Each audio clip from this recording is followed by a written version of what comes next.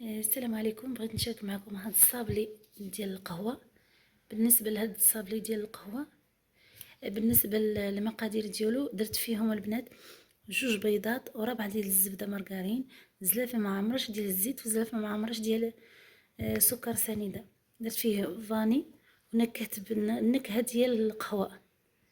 تقدروا انكم ملي كتنكهوا بالنكهه ديال القهوه تزيدوا هذا واحد نسكافيه، واحد الخميره ديال الحلوى، وعندي هنا قبيصه ديال الملح فقط لا غير.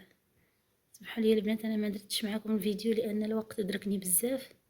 المهم هذا هو الصابلي، هو هذا كتقطعوه بالقطعه دائريه وكتلصقوه بالنباج والكليكوز، قد النباج قد الكليكوز.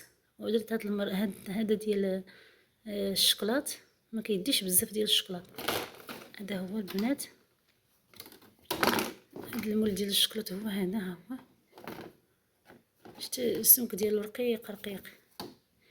المهم البنات هذه هي هذه الكميه اللي حط ليا تبارك الله ما شاء الله. ها هو 132 حبه، 132 حبه تبارك الله ما شاء الله اللي حط ليا.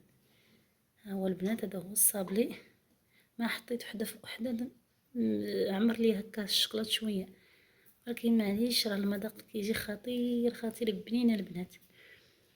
المهم البنات هذا هو الصابلي، ان شاء الله نكمل معكم الشكيلات الاخرين. المهم نعاود معكم المقادير.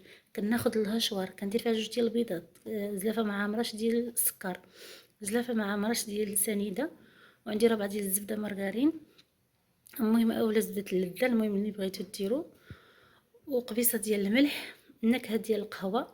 بغيتو تزيدوا ساشي ديال القهوه سريعه الذوبان نزيدوها، فقط لا غير. كنطحنهم مزيان كنخويهم هكايا فشي قصريه او لابانيو، وكنزيد ليهم الدقيق وخميره واحده ديال الحلوى. المهم البنات هذه هي الكميه اللي عطاني.